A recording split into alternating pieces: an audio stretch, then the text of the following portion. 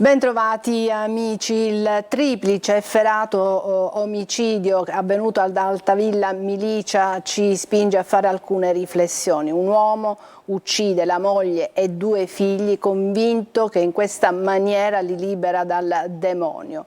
Lo ha fatto in maniera drammatica, infliggendo loro delle sofferenze atroci. I vicini ne parlano come di un uomo di grande fede, altri dicono che era fissato, altri ancora ritengono che sia una persona lucida, che non sia folle, ma la cosa ancora più sorprendente è che in tutta questa vicenda ci sarebbero altre due persone, una coppia coinvolta, non si sa bene se perché hanno istigato l'uomo dicendo che in quella casa c'erano i demoni, o abbiano addirittura partecipato al triplice omicidio. Una cosa è certa, in questa vicenda, nella quale noi non entreremo esattamente nei dettagli perché saranno gli inquirenti a chiarire tutti i contorni di questa tristissima storia, si parla di fede, si parla di fanatismo, si parla di esorcismi. E allora è giunto il momento di fare davvero una riflessione e di fare soprattutto chiarezza. Lo faremo oggi con uno psichiatra, il professore Eugenio Aguglia, che ringrazio per essere qui con me in studio, e lo faremo con un esorcista, Fra Massimo Corallo, che è collegato con noi, e anche ringrazio anche lui per questa sua grandissima disponibilità. Dunque, io direi innanzitutto direi subito qual è la differenza fra fede e fanatismo, perché i contorni sono ben delineati, immagino. Fra Massimo.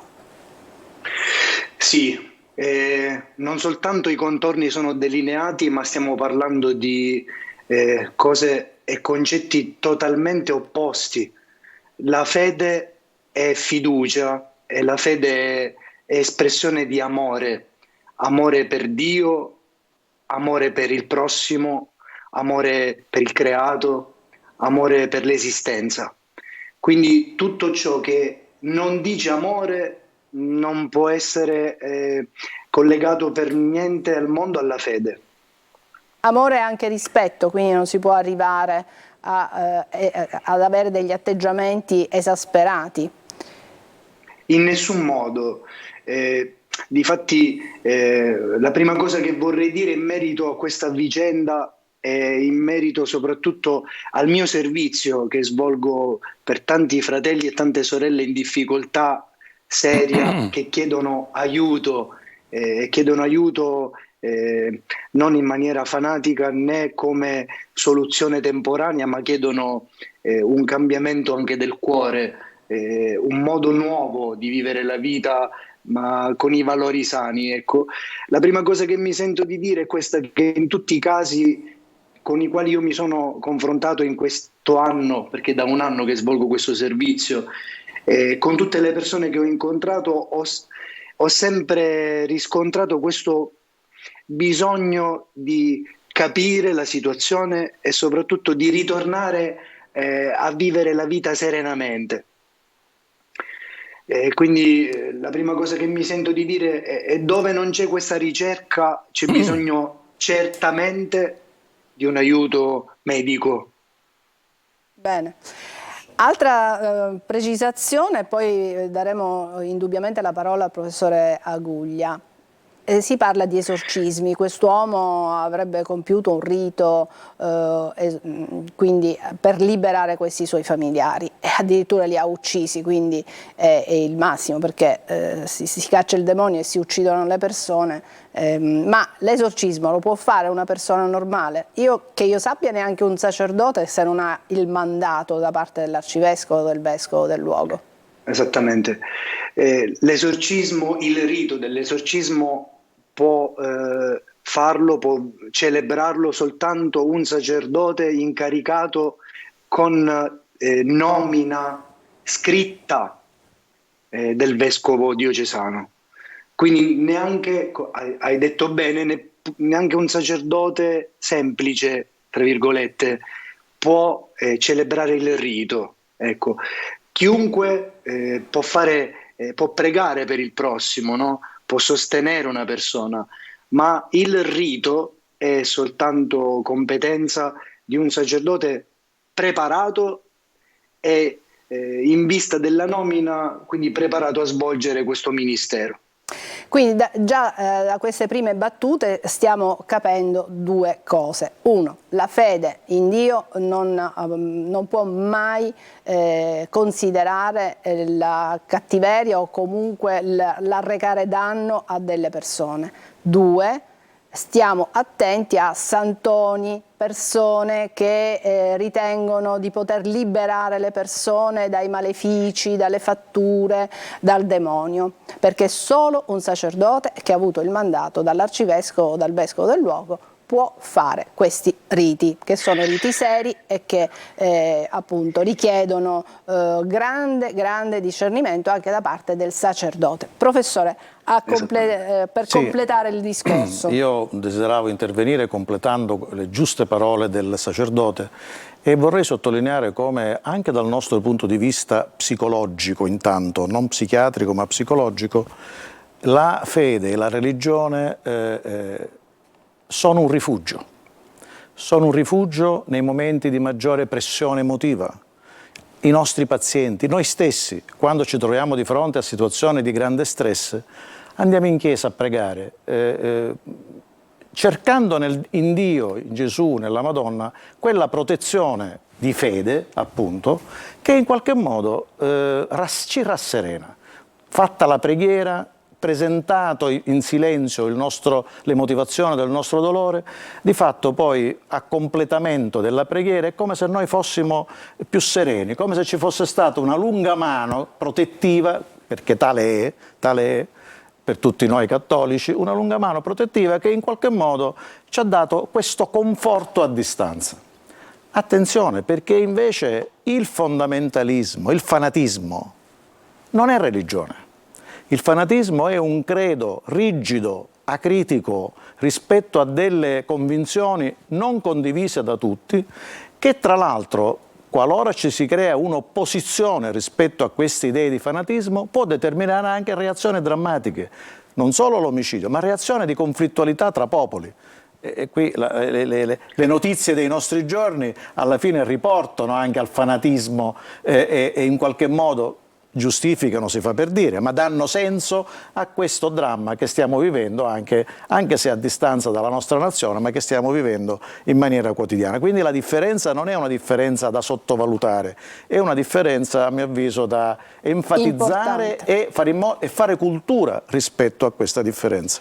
Chi volesse intervenire, rivolgere delle domande ai nostri esperti, può farlo con un messaggio al 342 74 55 005. Professore, ma c'è anche dell'altro. Ci sono delle persone che sostengono di sentire delle voci, di avere come dire, dei suggerimenti che arrivano dall'alto, che li spingono a determinate azioni. Ecco, vorrei dare anche degli strumenti ai familiari che possono ritrovarsi con queste problematiche, perché attenzione, la famiglia di cui parlavamo, di Altavilla Milicia eccetera, probabilmente i familiari più stretti, quelli che erano attorno a questa famiglia, non hanno compreso alcuni segnali. Allora, certamente la famiglia di cui parliamo non aveva un livello culturale adeguato per rendersi partecipe rispetto al dramma che stava piovendo su quella casa. Quando noi facciamo riferimento alla percezione di voci, alla convinzione che qualcuno ci parla dall'aldilà, noi facciamo riferimento a un problema che è strettamente e solamente di tipo psicopatologico o psichiatrico, cioè noi facciamo riferimento alla presenza di disturbi dispercettivi che molto più semplicemente si chiamano allucinazioni, o uditive o somestesiche, a volte anche visive. Ho visto a casa mia il volto di una divinità. Non è possibile, ecco, è difficile che questo avvenga. Qual è il dramma di questa realtà psicopatologica? La totale assenza di critica Cosa significa? Che se io dico a questi signori, a questi pazienti, guarda che stai vivendo un'esperienza assurda, non credere perché non è possibile, l'assenza di critica e l'adesione assolutamente rigida a questo tipo di esperienza che questi soggetti vivono non dà la possibilità dell'incontro, non dà la possibilità della spiegazione rispetto alla realtà che stanno vivendo. In questo senso io credo che l'unica via da seguire è la via della psichiatria, in termini di branca della medicina, che in qualche modo cura, si adegua e cerca anche di dare soluzioni alle problematiche che stiamo affrontando. Ma si possono risolvere con delle medicine? Sicuramente si possono risolvere perché ormai è un'esperienza datata. E si rientra da queste... È un'esperienza datata, noi psichiatri con i farmaci ad azione antipsicotica interveniamo proprio su questa patologia e su questi sintomi, le allucinazioni, ma anche sui deliri, cioè sulla convinzione di essere per esempio in contatto con la divinità, di essere noi stessi divinità.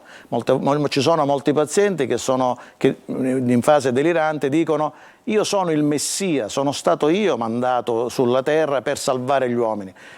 Ovviamente è una cosa che detta così ha solo dell'assurdo, ma in quel momento quel paziente dice questo nell'assoluta e totale convinzione che quella è l'unica realtà.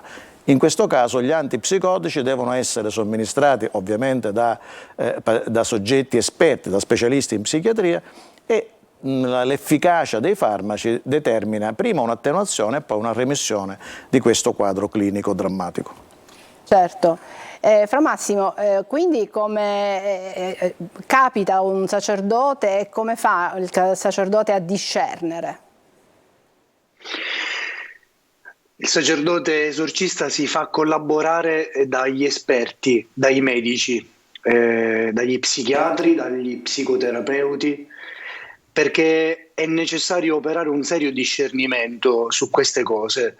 Non si può improvvisare e talvolta pensare subito a livello spirituale, capiscimi, strettamente parlando, si rischia anche di fare un danno, perché se si butta tutto sul mistico spirituale si alimenta quel delirio e quindi si mette legna sul fuoco del delirio, della patologia.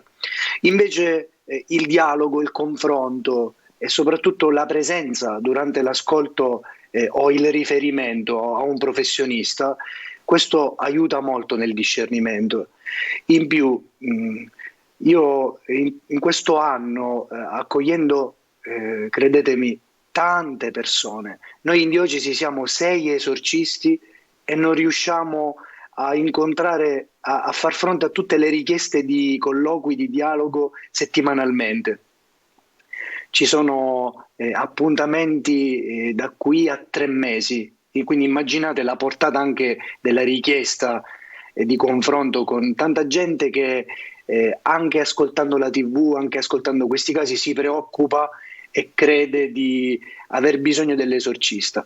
Nel 98% dei casi, grazie a Dio dico io, si tratta di problemi curabili, accompagnabili, ecco, dalla medicina, ma a volte anche basta da tanto amore, ecco, da un confronto sereno, cercando di spiegare in ogni modo, se c'è bisogno anche con lo strumento della medicina, che non c'entra nulla il diavolo, non c'entra nulla lo spirito, c'entra un bisogno di equilibrio da ritrovare. E in questi tanti casi, questo ci tenevo a dirvelo, mi sono accorto che molto spesso il contesto da cui emergono queste situazioni non è soltanto sociale, cioè di un basso profilo sociale, ma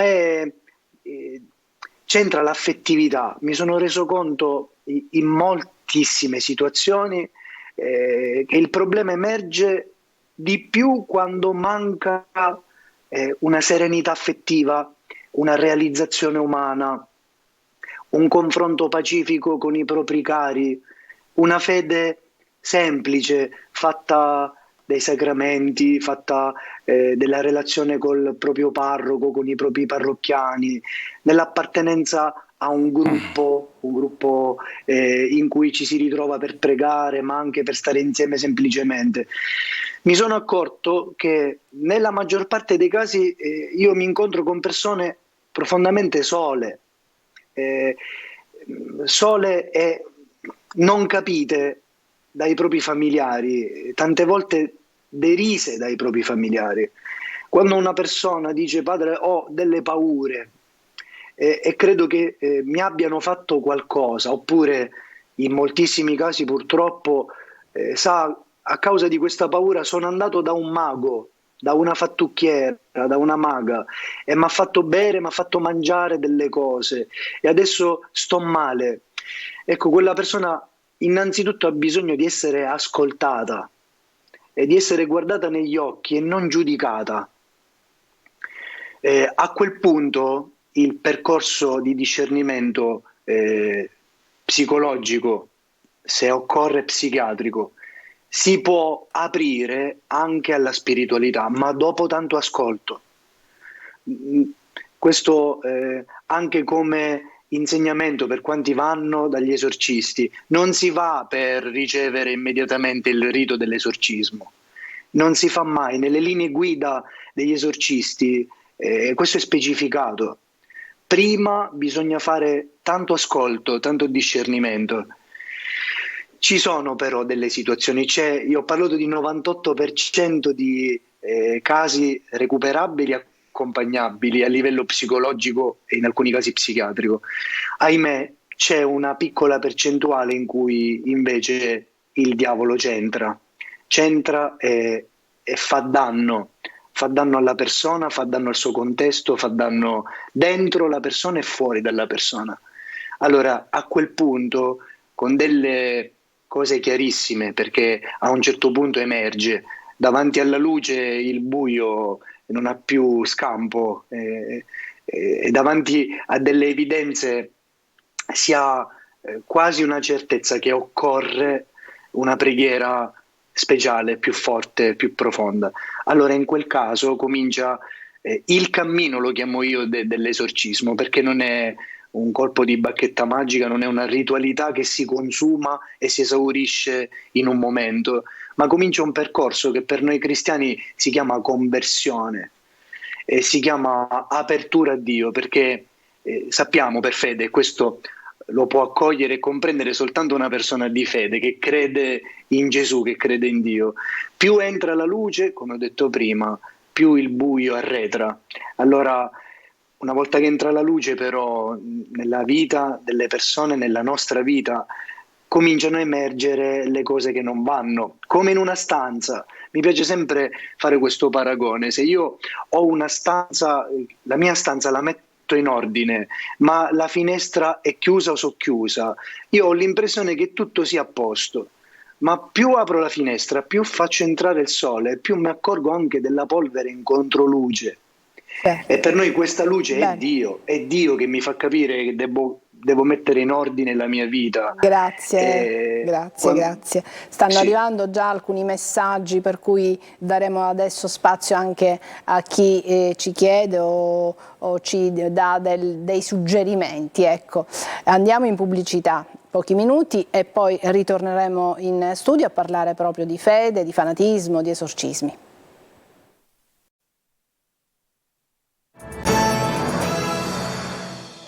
Ed eccoci rientrati in studio, stiamo parlando di fede, fanatismo, esorcismi.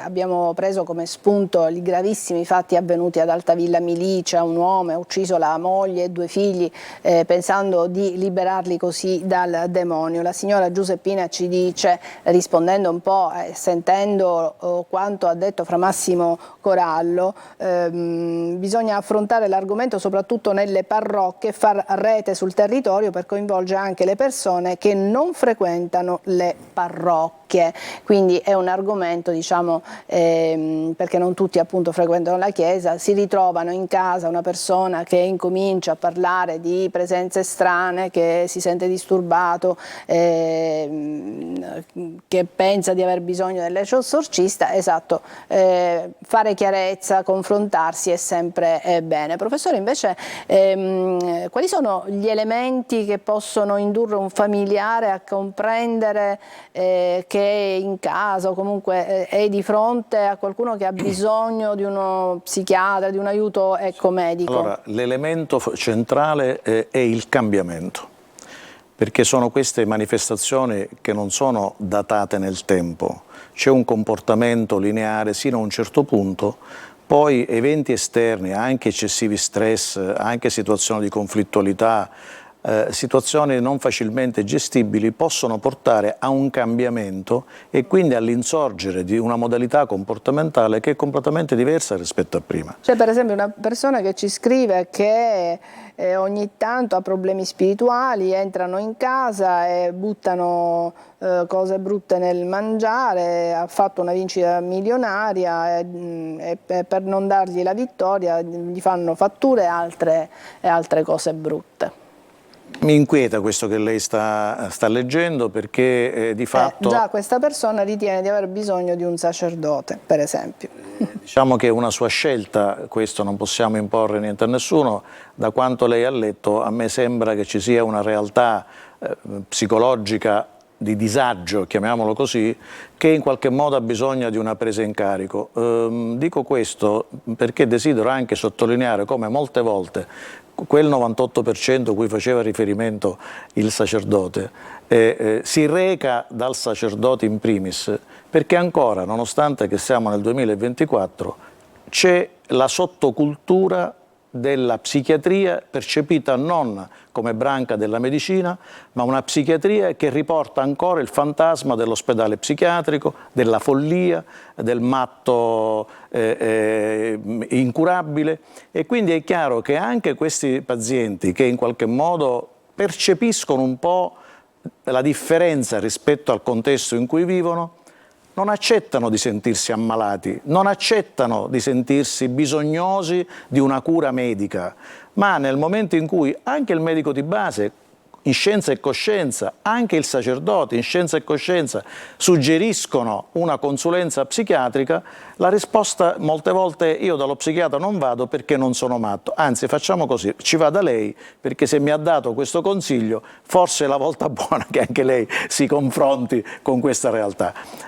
Sorrido, ma sorrido di tristezza in tutto questo, cioè metto in evidenza come i tempi si allungano, la sofferenza di questi soggetti aumenta, ma la cosa più drammatica è che si allungano i tempi della terapia e dal nostro punto di vista di psichiatri più tardi inizia la terapia, più grave sarà il quadro clinico, più grave sarà e più difficile sarà anche la guarigione. Quindi è tutto un percorso che deve essere attenzionato sin dall'insorgere. Quindi i familiari che notano una differenza, un cambiamento, che notano anche argomenti diversi, molte volte i familiari vengono alla nostra attenzione dicendo: ma queste cose non le ha dette mai.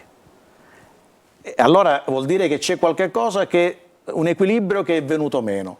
Andiamo a vedere se questo equilibrio che si è rotto è un qualcosa di semplice oppure un qualcosa che è la premessa per una realtà di tipo francamente psicotica. La chiave di tutto è l'amore.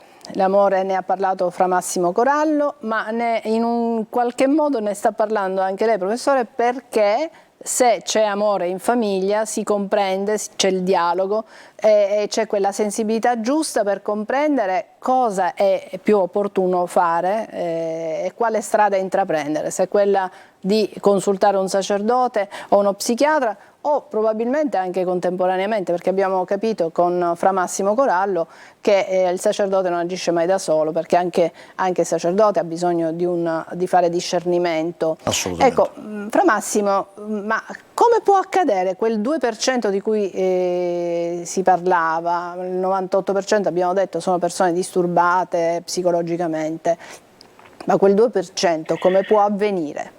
Cosa accade di colpo? Brevemente, perché abbiamo pochissimi minuti.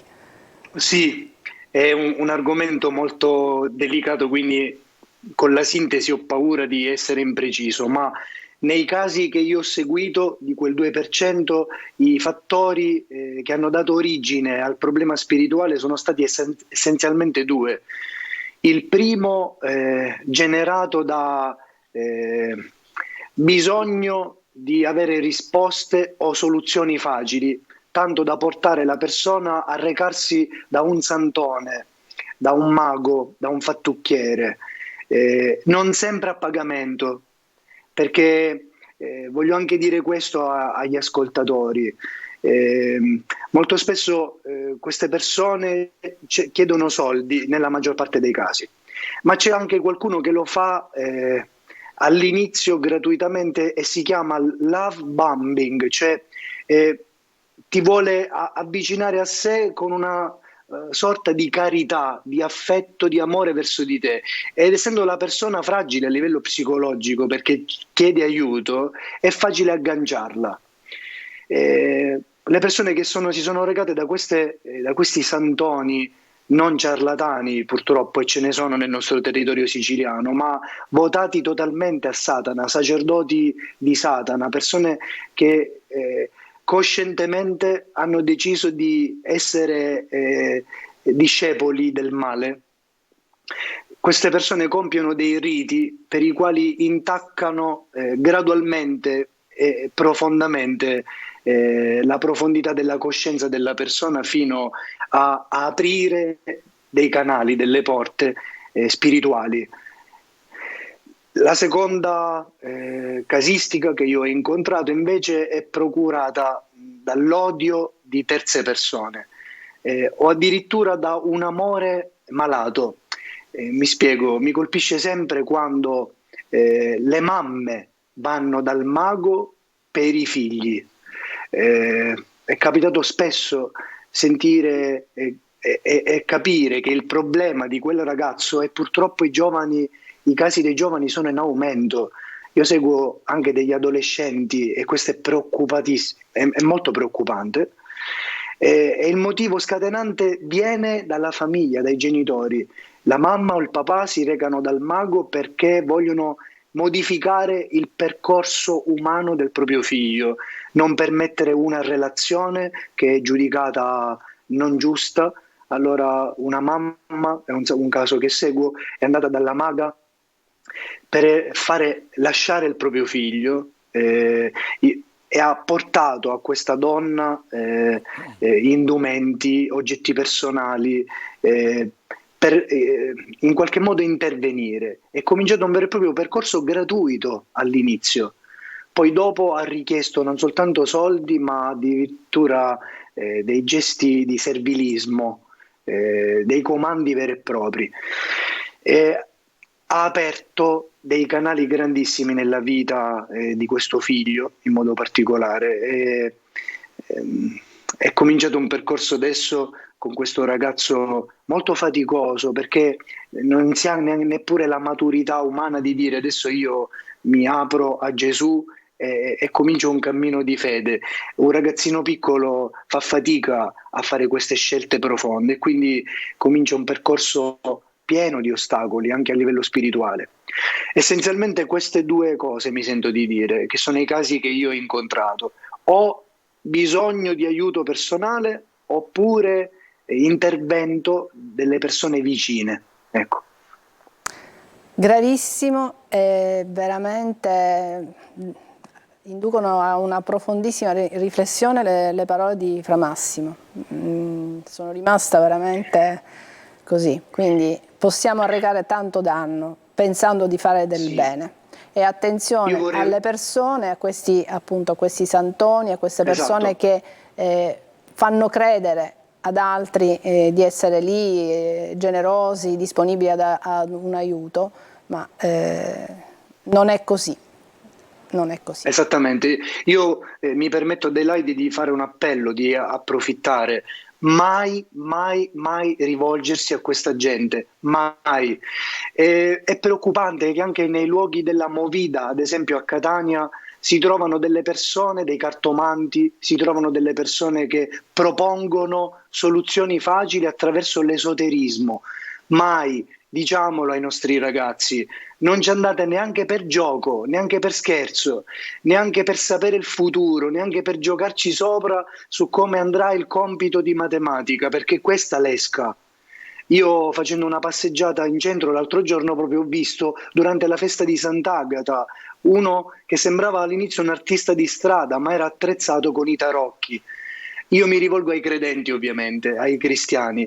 Mai, neanche per gioco, perché si innescano delle situazioni che poi conducono sempre a un malessere, che sia psichico, che sia psicologico o che sia peggio ancora profondamente spirituale. È da evitare, assolutamente, diciamolo. È vero, in chiesa non se ne parla tanto, nelle parrocchie dovremmo parlarne di più. E il nostro impegno qui, il nostro arcivescovo ha dato una svolta anche nel cammino della diocesi, siamo ben 6 esorcisti, ci stiamo formando, stiamo facendo equip tra di noi, c'è un grande impegno per andare incontro a questa esigenza che emerge sempre di più. Ma ripeto, mai, mai, andate da Gesù, andate alla fonte, andate all'amore e vedete che insieme le cose si affrontano e si risolvono sempre al 100%. Anche nei casi più gravi, anche se ci fosse possessione diabolica all'ultimo stato, Gesù è la soluzione, e Lui è il Signore della vita e della storia, per cui non andate da altre parti, da altre persone. Grazie Fra Massimo per questo appello molto sentito, fatto veramente con il cuore. Ringrazio Fra Massimo Corallo e professore, in chiusura, cosa possiamo consigliare? Non abbiate paura della medicina e degli psichiatri, non sono dei pazzi che curano altri pazzi, no, se posso concludere sdrammatizzando e con questa brutta battuta, perché mi rendo conto che non è bellissima. Però sì, a volte si ha paura, perché dice no, se vado da lui rimarrò, come dire, che una specie di bollo infamante nella mia vita, che sono stata la psichiatra. È come se non ci è fosse così, un virus malefico che contagia. Esatto. Di fatto ovviamente nella malattia psichiatrica non c'è nessun contagio di tipo somatico, non c'è virus, non c'è batterio, quindi c'è solo l'opportunità che viene offerta a queste persone di una mano d'aiuto che si dà a loro. E poi la bella cosa che lei ha detto è che da certi disturbi si può rientrare. Lo psichiatra non è l'ultima spiaggia per cui dice non c'è più niente da fare, questa persona è perduta, nel senso avrà sempre questi disturbi. La psichiatria, accanto alla religione, accanto ai sacerdoti,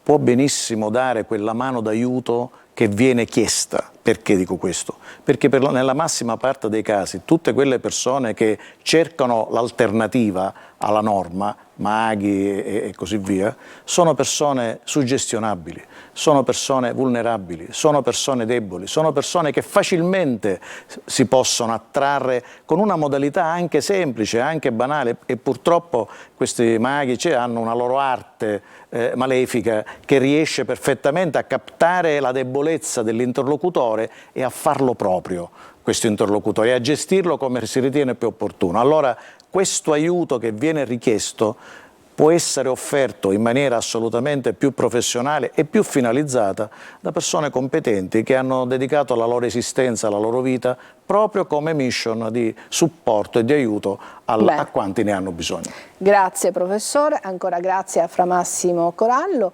e grazie anche a quanti ci hanno seguito fin qui. Alla prossima.